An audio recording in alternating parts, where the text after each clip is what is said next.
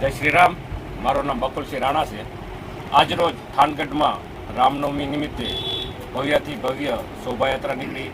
500 વર્ષ બાદ અયોધ્યામાં ભગવાન રામલલા પોતાના નિજ મંદિરમાં બિરાજમાન થયા. એટલે આ વખતે બમણો આનંદ અને ઉત્સવ હતો અને શોભાયાત્રા થાનગઢ મુખ્ય રામજી મંદિરથી નીકળીને થાનગઢના વિવિધ રાજમાર્ગો પર ફરી હતી. તેમાં 2-4 જગ્યાએ શરબતની પણ સુંદર વ્યવસ્થા હતી, પાણીની વ્યવસ્થા હતી અને આ રથયાત્રામાં અમને દાતાઓનો પણ ખૂબ સારો સહકાર મળ્યો છે. શિલ્ડના દાતા પણ મળી છે, ડીજેના દાતા છે અને રથના પણ દાતા અમને મળી રહ્યા છે. પ્રસાદીની અહીંયા સુંદર વ્યવસ્થા, આરતી પછી પણ ફરાળની વ્યવસ્થા મંદિરના સ્વયંસેવકો દ્વારા પણ કરવામાં આવી છે. આ તકે પોલીસ પ્રશાસનનો પણ સુંદર સાથ અને સહકાર મળી રહ્યો છે.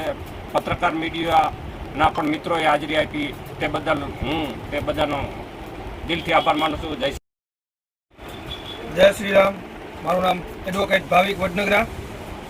ખાસ આજે તારીખ 17/4/2024 ને રામ જન્મોત્સવ નિમિત્તે મુખ્ય થાનગઢની અંદર આવેલું મુખ્ય રામજી મંદિર, ત્યાંથી શોભાયાત્રાની શરૂઆત કરી હતી.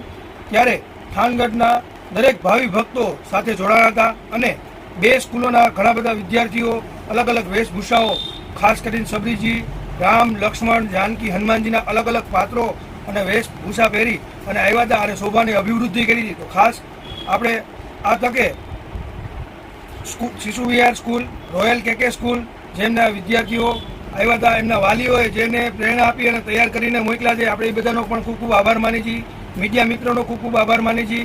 પોલીસ પ્રશાસનનો ખૂબ ખૂબ આભાર માની છીએ. જય શ્રી રામ. જય શ્રી રામ. કુળ રાવણ તણા ના સખી ધા પછી એક દી રામને વેમ આવ્યો કે મુજ તણા નામથી પથ્થર તરતા થયા, આ બધો ઢોંગ કોને હલાવ્યો.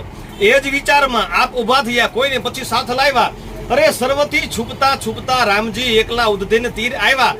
ચતુર હનુમાનજી ઈ બધું સમજી ગયા અને ચાલીએ એ રઘુનાથ પહેલે. પણ રામનો દાસ એ વેરીના વતનમાં રામને એકલા કેમ મેલે. તીર સાગર તણે વીરુ ભાયા, કોઈને પછી સાથ લાવ્યા. ઈ સર્વથી છુપતા છુપતા રામજી એકલા ઉદ્ધીન તીર આવ્યા. જેને કહેવાય કે 500-700 વર્ષ પછી રાઘવેન્દ્ર સરકાર, ભગવાન શ્રી રાઘવેન્દ્ર સરકાર એમના મંદિરમાં બિરાજમાન થયા છે. આદરણીય આપણા વડાપ્રધાન શ્રી મોદી સાહેબે અને યોગી સાહેબે જે જબરદસ્ત મહેનત કરી અને આવું ભવ્ય મંદિર બનાવ્યા પછી આજ 17/4 જે રામજી મંદિર, જેને કહેવાય કે રામની જે રામ મહોત્સવ છે, રામ જન્મભૂમિનો જે આજ જેને કહેવાય આ દિવસ છે, એ દિવસનો અનેરો ઉત્સવ છે. કારણ કે રામજી ભગવાન રાઘવેન્દ્ર સરકારની મંદિરની પ્રતિષ્ઠા પછી આજ પહેલી વાર જેને કહેવાય કે આ સમય આવ્યો છે. એટલે અમારે ગામ થાનની અંદર તમામ 18 વર્ણ, એક વર્ણ બાકી નહીં સાહેબ, બધાને હર્ષોલ્લાસ છે. બધાએ આનંદથી જેને કહેવાય કે અમારે સ્ટેટ વખતમાં જે રામજી મંદિર છે અહીંયાથી લઈ અને તમામ જેને કહેવાય કે રસ્તા ઉપર બધાએ ખૂબ હેતપૂર્વક કે સાહેબ આજે જેને કહેવાય કે આપણો તમામનો દિવસ છે, 18 વર્ણ એમાં જોડાણા છે. કોઈ નાનું નહીં, કોઈ મોટું નહીં, બધા જ કાર્ય કરો. અમારે બકુલસિંહ રાણા, ભાઈ શ્રી બળુવદભાઈ, ભાઈ શ્રી અમારે વકીલ ભાવિનભાઈ, તમામ જેને કહેવાય કે જે રામજી મંદિરના મહંતો છે એમને પણ ખૂબ ખૂબ ધન્યવાદ. બધા જ માણસોએ સાહેબ અદ્ભુત જેનાથી થાય એટલી મહેનત કરી છે અને થાનગઢની અંદર આજે એક જબરદસ્ત વાતાવરણ ઊભું થયું છે, પવિત્ર વાતાવરણ કે બધા જ સાથે જોડાણા છે અને ખૂબ આનંદ આવ્યો છે. એમાં પોલીસ પ્રશાસનનો પણ સાહેબ મહત્વનો અને ખૂબ સારો એવો ભાવ છે. તમામ વ્યક્તિઓએ એમાં એપી ન્યૂઝ અમારે આકાશ કુમાર પણ ખડે પગે એમના રહ્યા છે, એમને પણ ખૂબ ખૂબ ધન્યવાદ.